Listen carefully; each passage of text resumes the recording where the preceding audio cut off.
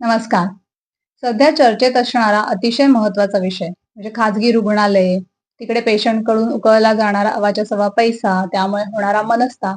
तर या सगळ्या पार्श्वभूमीवर काही महत्वाच्या गोष्टी सर्वसामान्य लोकांबरोबर शेअर कराव्या म्हणून हा आजचा व्हिडिओ. तर या गोष्टी खऱ्या आहेत, की आपण एकदा का हॉस्पिटलमध्ये गेलो, म्हणजे इव्हन आम्हाला डॉक्टरांना पण असे अनुभव येतात, की एकदा आपण हॉस्पिटलची पायरी चढलो, की आपण त्या सायकलमध्ये असे गुरफटतो, म्हणजे त्या चक्रामध्ये असे अडकतो, की अगदी अभिमन्यूसारखी अवस्था होते, की नक्की कुठल्या पॉइंटला हे चक्र भेदून बाहेर पडावं. लिटरली असं होतं कारण आपण स्पेशालिस्टकडे कन्सल्टेशन करतो. मग ते आपल्याला पटवून देतात, की तुम्ही या इन्व्हेस्टिगेशन्स करायला पाहिजेत. नंतर तुमच्या फ्युचरसाठी हे गरजेचं आहे कारण काही गोष्टी डिटेक्ट होतील. तर अर्थात हे काही प्रमाणात हे खरं आहे, की जर तुमचं अर्ली डायग्नोसिस झालं, तर औषधोपचार करायला सोपे जातात. भविष्यातले काही धोके टाळता येतात. त्यामुळे काही पेशंटना याचा फायदाही होतो.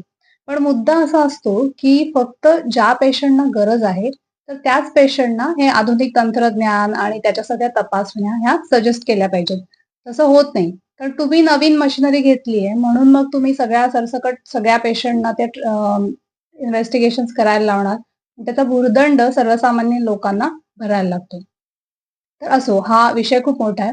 या व्हिडिओमध्ये मी मुळात सांगणार आहे, की तुम्ही मुळात कमीत कमी आजारी पडावं, निरोगी राहावं, यासाठी तुम्हाला काय-काय करता येईल आणि नंतर पण काही गोष्टींची काळजी कशी घेता येईल. तर व्हिडिओ शेवटपर्यंत नक्की बघा.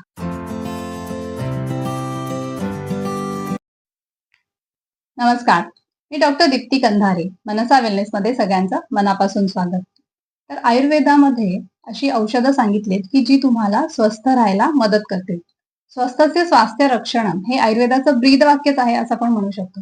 म्हणजे आजारी पडल्यावर घ्यायच्या औषधांचा एक गट आणि पूर्ण एक असा गट आहे औषधांचा, की जे तुम्ही निरोगी असताना तुमचं स्वास्थ्य आहे तसं चांगलं राहावं यासाठी तुम्ही घेऊ शकता. म्हणजे अगदी लहान मुलांपासून ते वयस्कर लोकांपर्यंत आणि काहीही त्रास नसताना ही औषधं तुम्ही घेतली पाहिजे. याशिवाय आयुर्वेदामध्ये अशा अनेक गोष्टी वर्णन केल्यात. म्हणजे दिनचर्या आहे, ऋतुचर्या आहे. दिनचर्या म्हणजे की सकाळी उठल्यापासून रात्री झोपेपर्यंत तुम्ही कुठल्या गोष्टी फॉलो केल्या पाहिजेत. त्याच्यानंतर ऋतुचर्या म्हणजे प्रत्येक सीझननुसार तुमची लाईफस्टाईल कशी असली पाहिजे. सीझन चेंज होताना किंवा त्या मधल्या पिरियडमध्ये कसं असलं पाहिजे. तर या सगळ्याचं अतिशय डिटेलमध्ये वर्णन केलं आयुर्वेदाच्या ग्रंथांमध्ये केलंय. सुरुवातीला वाचताना आम्हालाही असं वाटायचं, की हे एवढं डिटेलमध्ये का सांगितलंय? पण आज त्याची गरज कळून येते, की लाईफस्टाईलच्या नावाखाली लोकं जे काही वागतात, तर त्याचे परिणाम शेवटी त्यांना भोगायलाच लागतात. म्हणजे जर आपण उदाहरणच बघायचं झालं, तर पुण्यात सध्या किती आय-व्ही-एफ सेंटर्स चालू झालेत. म्हणजे आय-व्ही-एफला अगदी नॉर्मलाईज करायचा प्रयत्न चालू आहे. तर अशी गोष्ट नाहीये, कारण खूप कमी केसेसमध्ये, अगदी कॉम्प्लिकेशन्समध्ये ही करायची गोष्ट आहे. अदरवाईज तुम्ही तुमची लाईफस्टाईल थोडी सुधारा, त्यानीच प्रॉब्लेम सॉल्व्ह होतात. कारण मुलींचं असं आहे म्हणजे वाढलेली वयं, खूप उशिराच्या वयामध्ये होणारी मुलं, शिवाय मुलींची वजनं खूप वाढलेली असतात. त्यात सिडेंटरी लाईफस्टाईल असेल तर पोट, ओटीपोट या सगळ्यावर फॅटचे लेयर्स असतात. परत व्यायामाचा पूर्ण अभाव म्हणजे वाकून आणि असं काही कामं करायचा तर प्रश्नच नाही. तर या सगळ्याचा परिणाम होतो. त्याला जोडीला जोड म्हणून बाहेरचं खूप खाणं, जंक फूड, झोपेच्या अनियमित वेळा. तर या सगळ्या गोष्टीवर जर तुम्ही काम केलंत, तर मग तुम्हाला हे अशा ट्रीटमेंट घ्यायला लागणार नाही. कारण कसं आहे, एकदा तुम्ही त्या आय-व्ही-एफ सेंटरमध्ये पाऊल टाकलं, की मग पुढच्या गोष्टी तुमच्या हातात राहत नाहीत.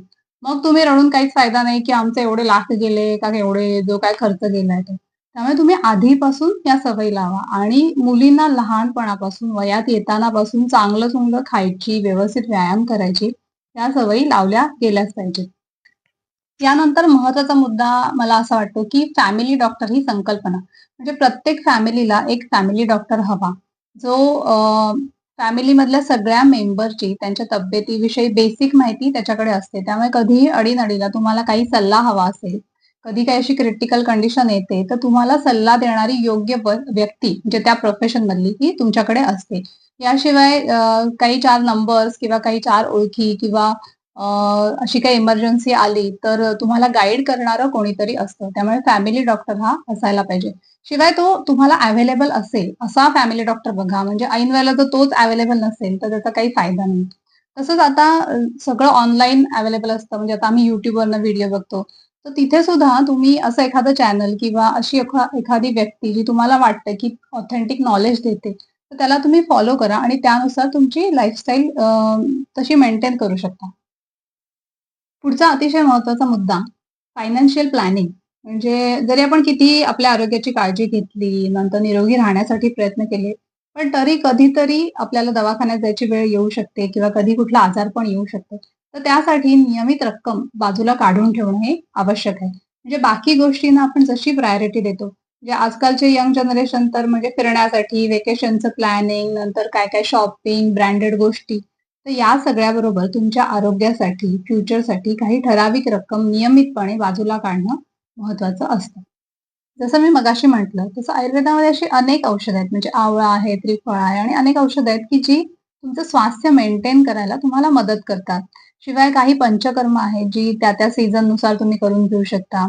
इव्हन काही सोपे उपाय म्हणजे तेल लावून अभ्यंग करणं, म्हणजे अंघोळीच्या आधी तेल लावणं. तर अशा गोष्टींनी त्या-त्या वेळेला तो दोष कंट्रोलमध्ये येतो आणि तुमचं स्वास्थ्य मेंटेन राहण्याचं काम होतं. तर हे तुम्ही वैद्यांच्या सल्ल्याने करू शकता किंवा जसं मी म्हटलं तसं YouTubeवर जे काही आम्ही असे व्हिडिओ बनवतो, तर ते बघून तुम्ही शिकून करू शकता आणि या सगळ्यातून निरोगी राहण्याचा जास्तीत जास्त प्रयत्न करू शकता.